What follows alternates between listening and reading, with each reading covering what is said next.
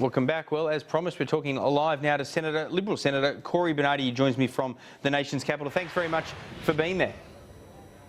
It's always a pleasure, Peter. Oh, I'm not sure you always mean that when you say it. There's a bit of a smirk on your face, but that's all right. We'll move on. I want to get your views. You were talking about this earlier today. You have concerns about Australia continuing to take these 12,000 planned refugees from Syria. You'd like the Cabinet to reconsider. Why is that? I do want the Cabinet to reconsider it on the basis of evidence that's come to light over the last week or so.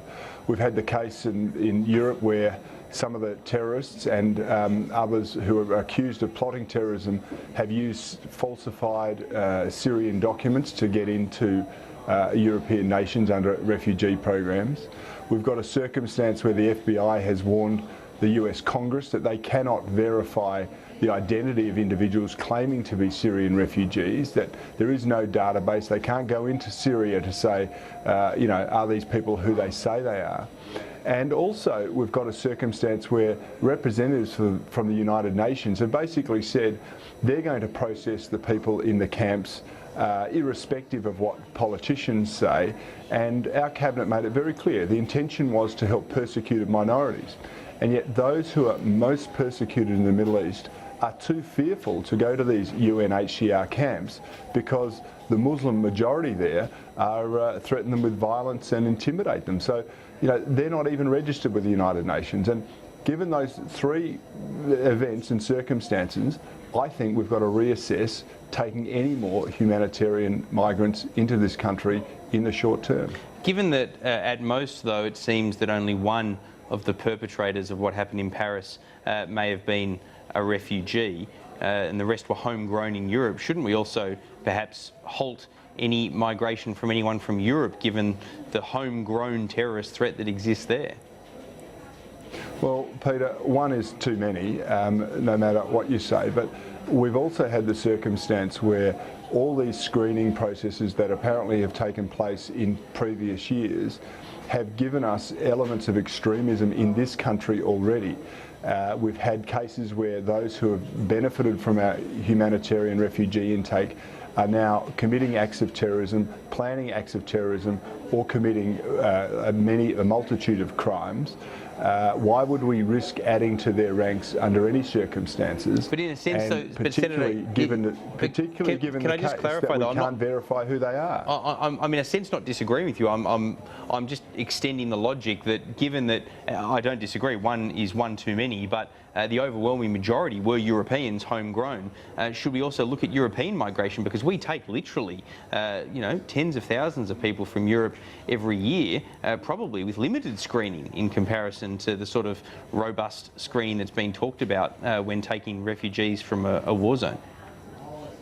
The difference is, Peter, I think that we can, firstly, I think we can always ascertain the identity of individuals that are coming through regular channels. And in the case of European nations, they generally have passports, they generally have driver's license and a verifiable backstory. But we have to be absolutely scrupulous in our assessment of anyone wanting to migrate to Australia, but particularly for those who want to come here under humanitarian grounds, because quite often the processes aren't verifiable, the backstory cannot be confirmed. We had a case in America where a person was accepted there as a refugee, and 3 years later their fingerprints were found on an unexploded IUD in Iraq. So, things can come to light well after the fact, and right now we are acting, I think, out of compassion, out of goodwill, but I think we are opening the doors to something that is very risky and quite dangerous for Australia's future security. And, I'm a bit of a canary in a coal mine with these things, Peter. I've been warning about what we're facing now for many years, and I'm simply saying that if we go down this path, we are going to create bigger problems for ourselves in the future. Can I, just as a quick side question, is it your view that we should revisit the banning of burqas in Parliament House in light of this increased terror threat and concern out of Paris? Peter, it's not in light of anything else. I think that People getting around hiding their faces is a security threat. I also think it's a direct challenge to our societal expectation and social mores. Nothing's changed in that respect, and I do note that I have a growing supporters around the world, including in many Muslim nations, where people say it's simply not appropriate. And if you have a look at some of the fundamentalists who are involved in extremism here, many of the women are wearing burqas, and that's a big problem.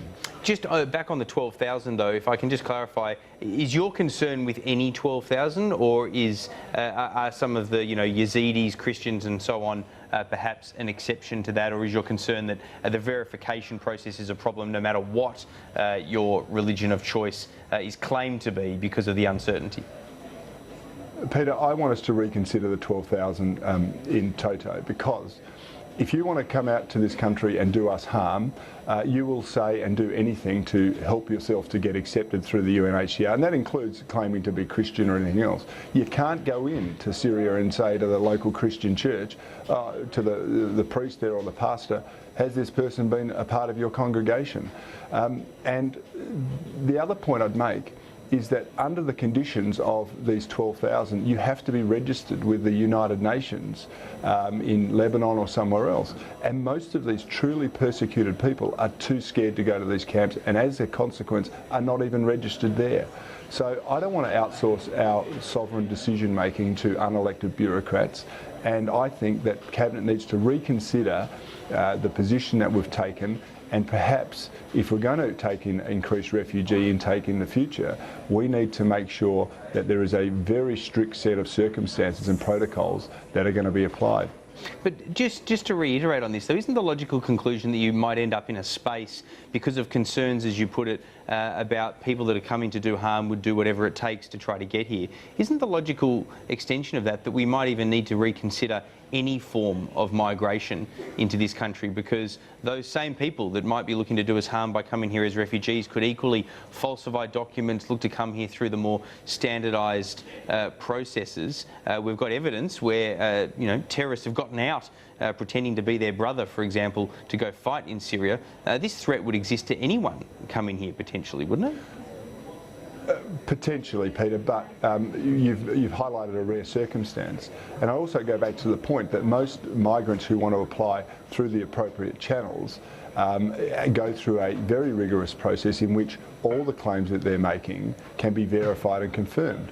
Where people claim to be refugees, quite often they don't have appropriate documentation, and so they can say and do anything they like. But in the case of the Middle East and other parts of the world, we're now finding out that a lot of the documentation can be falsified or is fraudulent, and because of the compassionate nature of the program, sometimes these questions are overlooked, if you will, and we're not being as vigorous as we should be. And the case in point, I gave the example about America, but also we've had examples here where those who have availed themselves of the refugee program and been accepted have gone on to do us a great deal of harm.